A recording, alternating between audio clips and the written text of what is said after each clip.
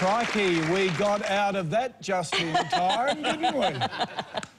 That was Australia's first view of Joanna Lockwood as Valerie, the stripper with a heart of gold who stole a detective's heart on Cop Shop. Well, we're here talking to the men from Cop Shop.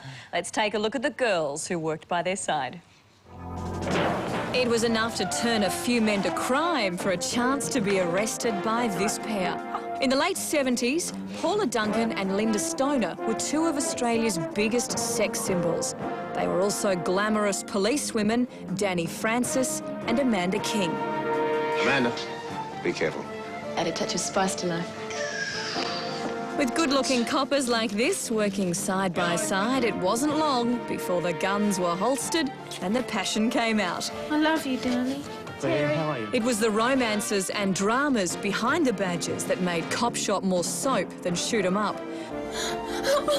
Weddings, babies, breakups, they called it Cops and Robbers with homes to go to.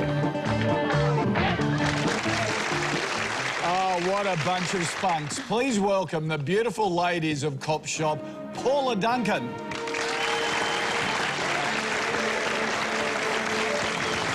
Joanna Lockwood. And Lynda Stoner.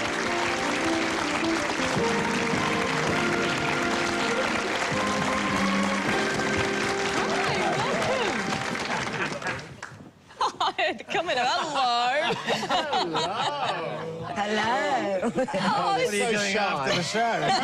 Oh, now, come on, I've fellas. already been in enough trouble there, I think. Now, this was the key, wasn't it? Because at the time, the show had the right amount of drama and sauciness. I mean, you girls were like the Charlie's Angels of your time in a way, the three of you. Did you have a great time? I think we were, really. We had a bit of Farrah Fawcett Major's hairstyles. We had the flick back, and the only time we'd ever get a call from Hector Crawford was because he didn't like our hair. And we might have done this really dramatic scene or love scene or cop scene, and we go, oh, it's Hector on the phone, he doesn't like our hair. So that was, it was really big. The way we looked was really big at those times, yeah. You seem to be all great mates at the time. Has that friendship continued? Yeah. Absolutely. It has, yeah, it has. Paula and Lynda are a godmother to my daughter, and, you know, we've always kept in touch and been great friends.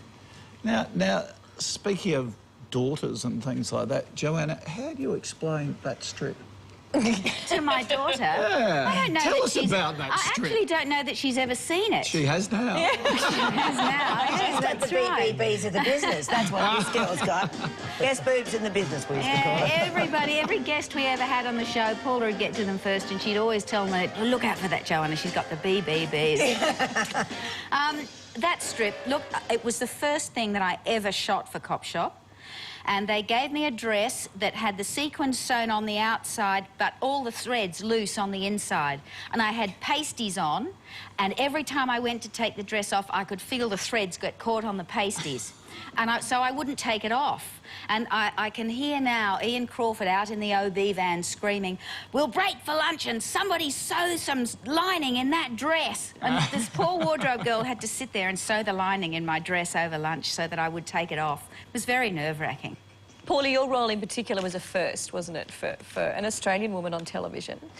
Yeah, it was funny because I was asked to audition for a bisexual cop.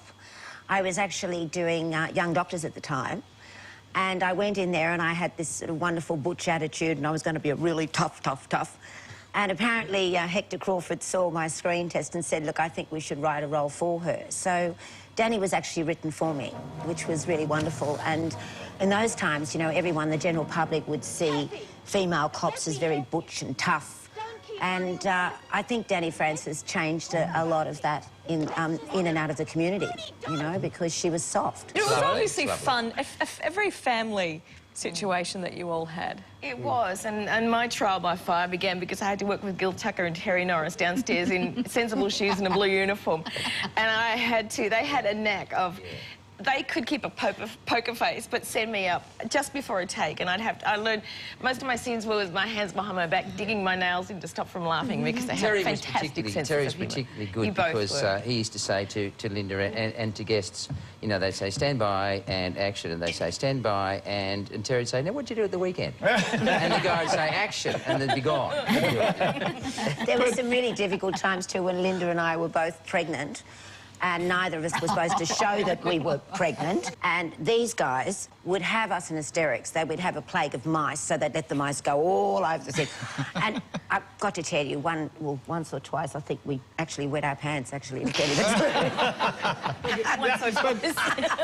That was when you and John were married.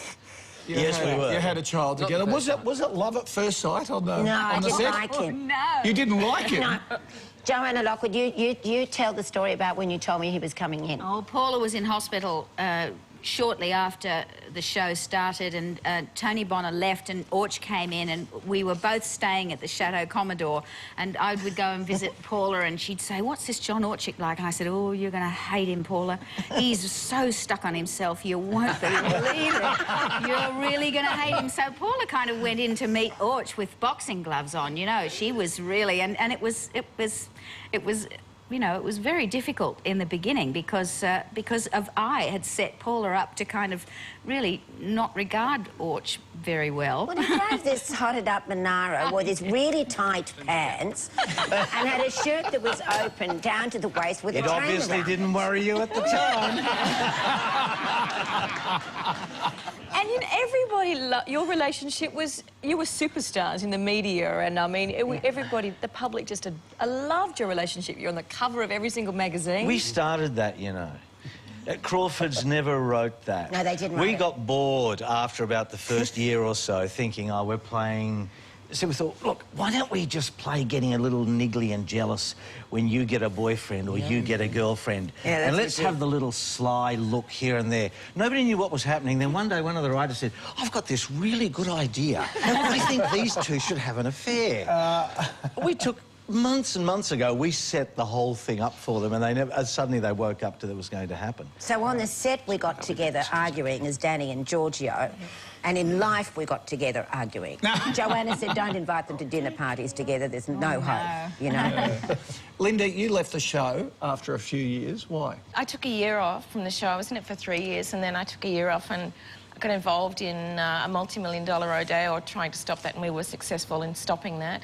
And then I went to Canada to protest about the seal hunt. And then I did a documentary in Mali in West Africa to highlight what foster parents plan Australia were doing. And then came back to Cop Shop, got married and got pregnant, and that was the last year of Cop Shop. And then it all sort of, it seemed to have its natural evolution by then. We'd pretty much done and been everywhere and done everything and done everybody. And